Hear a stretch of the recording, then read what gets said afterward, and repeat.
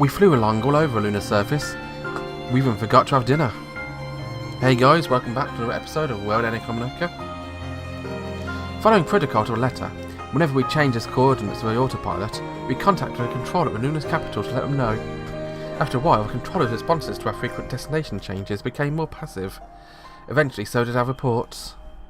This was a measure set in place to keep anyone from straying off course, as the lunar surface didn't really have a concept of airspace. Thus, it was impossible for it to go off course, heading straight for our destination.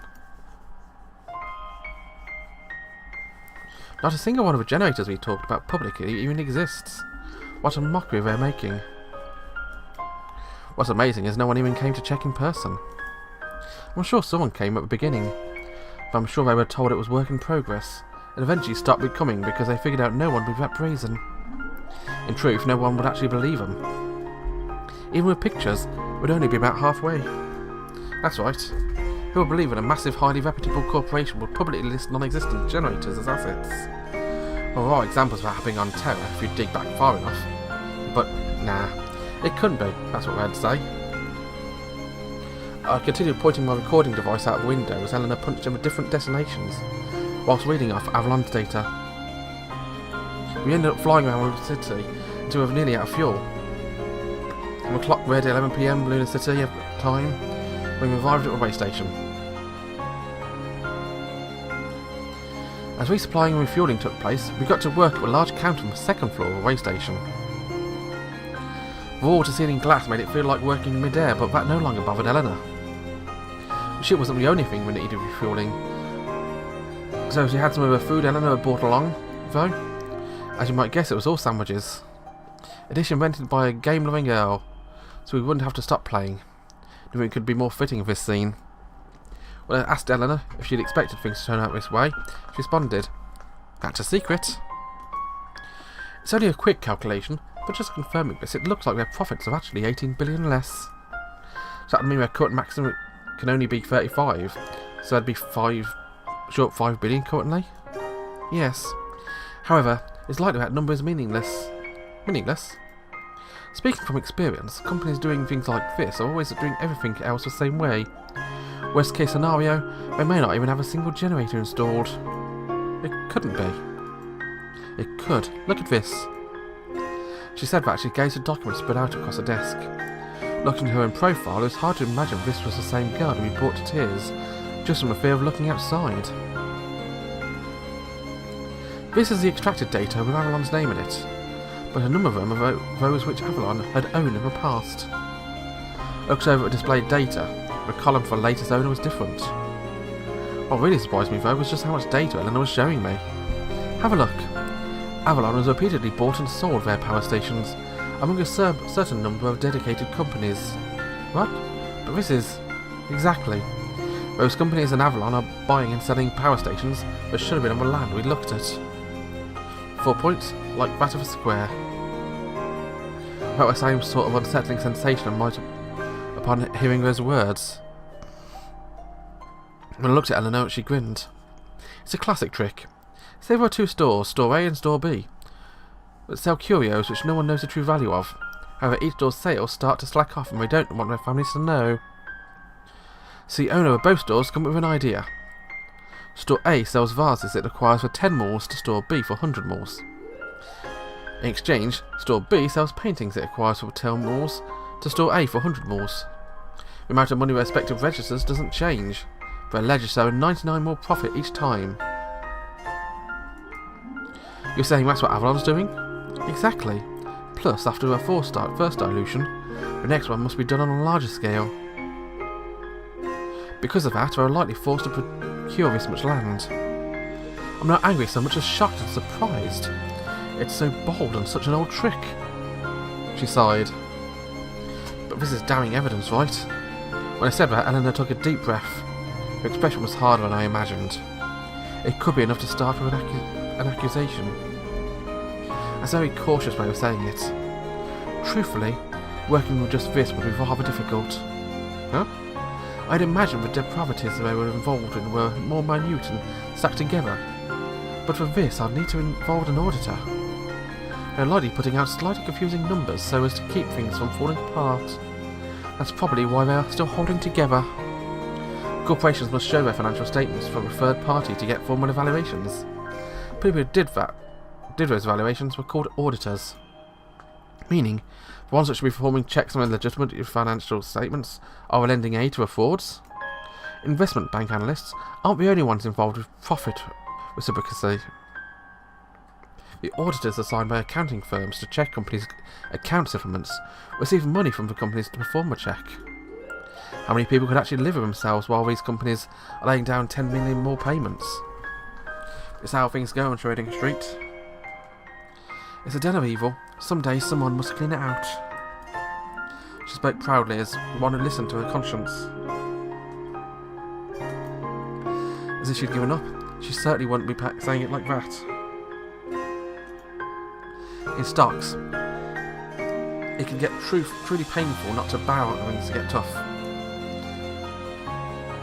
There was no way to know what the future held. She mustered up all her courage and looked back outside when she was on that ship. It was highly probable there would be rows and rows of spreading out in front of her, just as there had been on paper. But Eleanor endured. She won the gamble.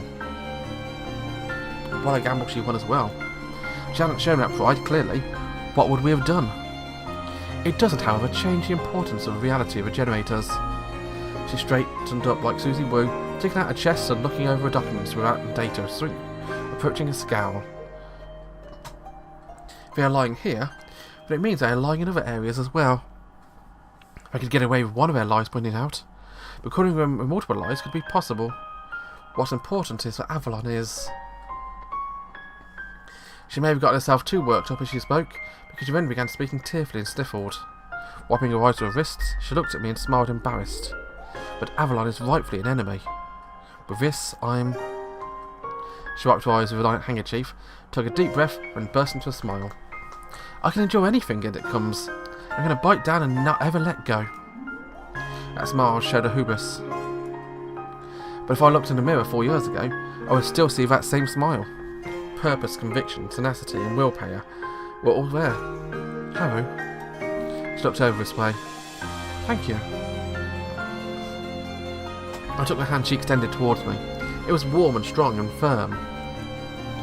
Either way, the real battle begins. That's true. Then shall we prepare for tomorrow and sleep? The data's already changed over. What? She looked down at her watch. When did this happen? Or normally would be about when you get up for work.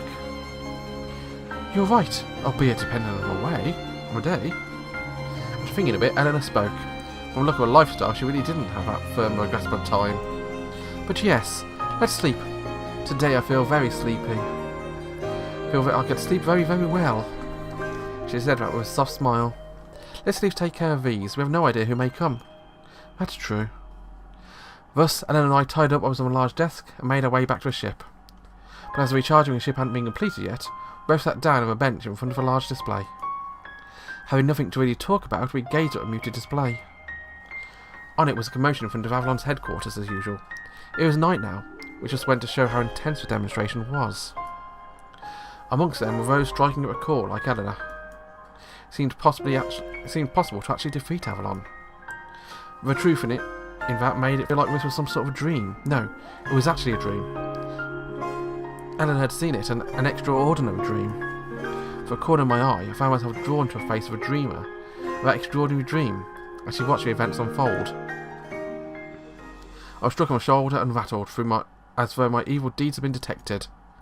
But it wasn't hit my shoulder.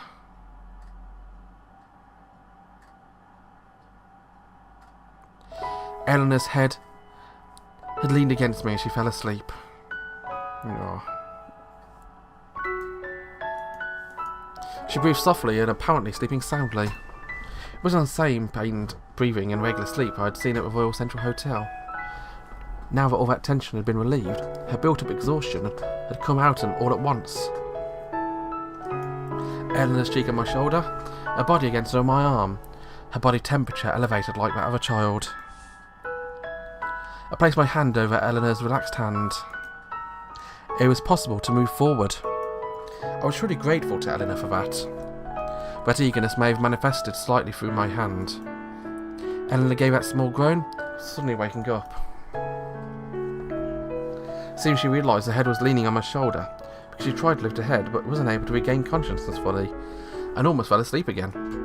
She got up hastily. My apologies. Not at all. I said that as I sat next to Eleanor, giving a small shrug. I slowly threw my hand up from Eleanor's. This isn't the first time we passed out. She looked at me with a displeased expression when I said that thoughtlessly. You truly are mean. I'm still a child. My. She said that aghast and stretched out the hem of her skirt with one hand and combed through her hair with her fingers. Are your preparations finished yet? Just a bit longer, it looks like. When I answered, Ellen looked over towards the docking platform and drew away and gave a small sigh. Then after giving a big yawn, she elegantly rubbed her eyes with a palm of her hand. Why not go to sleep? I'll wake you up. No, I can stay awake. If I were to go to sleep now, I almost certainly wouldn't be able to wake up. I'll carry you. I'll flail around. I'm sure your arms couldn't take it. I see. When I shrugged, Eleanor giggled. Then she ended a laugh with a small sigh. Would you mind if I were to lean against you a bit? When I looked at Eleanor out of the corner of my eye, she looked away. Only until my contract is up. My. She looked at me and smiled wryly. Then I shall as I please. Saying this, she leaned on my shoulder again. She gave a sweet perfume-like smell. Haru. She spoke up again abruptly. I do have something to ask of you. What could it be? Can I hold your hand? Only until your contract is up, of course. I glanced over at Eleanor when she said that, but her head leaning on my shoulder made it so I couldn't see her expression. That's probably on purpose. Without answering, I hesitated slightly as I placed my hand over Eleanor's. Her hand moved slightly as if jostled, but soon stopped, as if it seemingly found a comfortable place and position in mine. A girl who had fought by herself all this time. Her hand was warm. I put my cheek against Eleanor's head as it rested on top of my shoulder. I thought nothing of it, just felt right. She squirmed a bit, and then soon relaxed. A vacant, quiet lobby sticking up in the middle of a lunar surface. Her hand moved awkwardly in my hand, her fingers lacing between mine. I could tell very clearly she was quivering. I could tell very clearly she had mustered up all her courage. I felt a bit uncertain, but that was because I had something difficult of my own to fight against. I had forgotten about her Ghana, but Eleanor was here now, bearing herself before me. I returned a squeeze from Eleanor's hand. It was at that moment our bodies moved in unison to meet each other's gaze. Huh? And our eyes probably moved in the same direction at the same time. It wasn't as though someone had just shown up tactlessly. It had always been there, just not in our field of vision. Our sight was stolen away by what was being displayed upon the monitor. Susie Wu? When I whispered that, Eleanor's body shot like a bullet, and she bolted to the volume of a control monitor attached to a bench. Gradually, it felt like the world had become one again, as the reporter's voice became clearer. We repeat again. Susie Wu, popular analyst currently with Platinum Smith, is currently under investigation by the Securities Exchange Commission for violations of securities and exchange laws. Neither of us could move upon hearing those words. Her face displayed on a monitor had been facing us all this time. The Securities and Exchange Commission had, under suspicion of securities and exchange laws? Why was this happening? She stood, staring at the screen, and was also shocked. It appeared she knew exactly what she should be doing. She reached over to a tablet laid amongst the books and paperwork, tapping out a number and calling someone. On a tablet appeared the words Platinum Smith Executive Room. This is Susie Wu. Connect with Alan Rennick. Miss Susie Wu, please wait a moment. It was difficult to tell whether the voice of a tablet was an artificial recording or a flesh and blood human being. I suppose that'd be what you expect from a sleeping financial giant at this time of day. But a dial tone had barely sounded when the call was connected. It's me. I saw a TV. What exactly is... Wait. At that word, the call suddenly ended. Ellen was typing out on a tablet again, about to call back, when she received an incoming call from somewhere. When Eleanor pressed accept, a middle-aged man's voice could be heard directly. It's me. All phone conversations in the company are recorded. What exactly? You stepped on a tail. Huh? You stepped on a tail. You're trying to peek behind the wizard's curtain, am I wrong? It was a rather roundabout way of saying it, but it also made me feel something rather disturbing. Plus, he hung up and called back because they were being recorded. Investigating on suspicion of securities and exchange law violations. Those words dug in like an embracing chill of the heart. What exactly does? We received that statement for a report. The specific violation wasn't filled in, meaning there was a possibility it was for something nobody desired. No, that doesn't matter at all. Only the truth matters. Susie Wu has been singled out. The Securities and Exchange Commission took action, suspected of violating securities and exchange laws. According to a document said to a company, Susie Wu had opened an account at Harold Brough, advertising stocks by herself, profiting from those illegal trades through a personal account. Quite the villain. The tone of the caller's voice had no indication of mockery. Rather, it sounded slightly angry. But it wasn't that they imagined Eleanor was doing such a thing. Plus, a newsflash said Susie Wu had an open account. Susie Wu wasn't a real person. There's no way she could open an account. That might not matter to Harold Brough.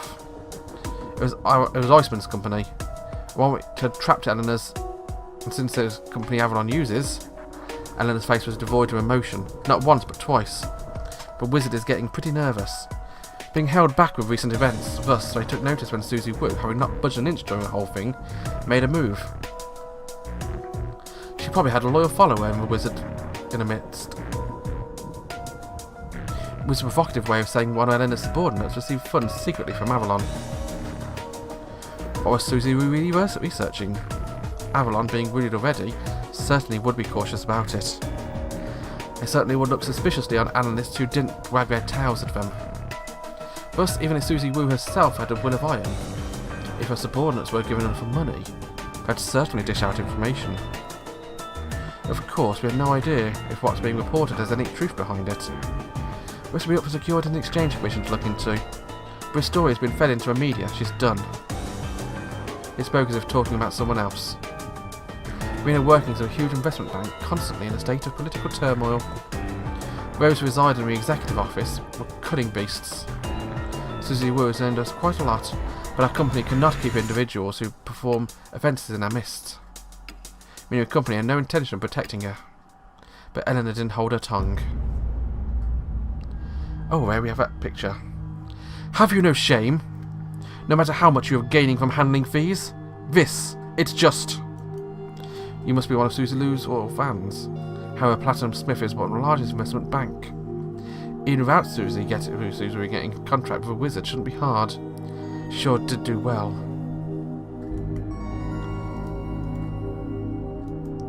But, well, were she to be fired because of this incident, she certainly would have no reason to come back to his sector. He could certainly earn quite a bit writing an autobiographical account of this. She choked up. This is an obvious threat. They were threatening to expose Eleanor's identity as Susie Wu if she tried to come back. It was likely that, in exchange for Platinum Smith whiting out Susie Wu, who was inconveniently investigating Avalon, they struck a deal to undertake a vast amount of handling fees for work. Everything was set in terms of money. What was trying to crush Eleanor's dream was piles of money and nothing more. Well, when other people see what happened to Susie Wu, they'll certainly have a change of heart. They want corruption wiped from his sector. And with that, he ended the call. She had no chance to shed tears or get angry. The tablet dropped onto her lap as if it melted off her. She was still in shock. Avalon had probably bribed the Securities and Exchange Commission as well. They said that every year, over 10,000 cases were brought in, only 10 being investigated and none found guilty. In this situation, the only way removing greased lightning was that financial pressure would have been applied. Avalon knew who they were. They knew exactly how scared their shanks were, how scarred their shanks were. So coming through it to raise resources for Willie, organisations whose income is matched with net worth of entire nations do that sort of thing. He took Eleanor's hand, which was limp as empty shell. Her body shot up, expression returning to her face. That was a bit of a shock. Not unexpected, I have to say. But still, it's horrible. Join me next time when we'll carry on. Bye bye.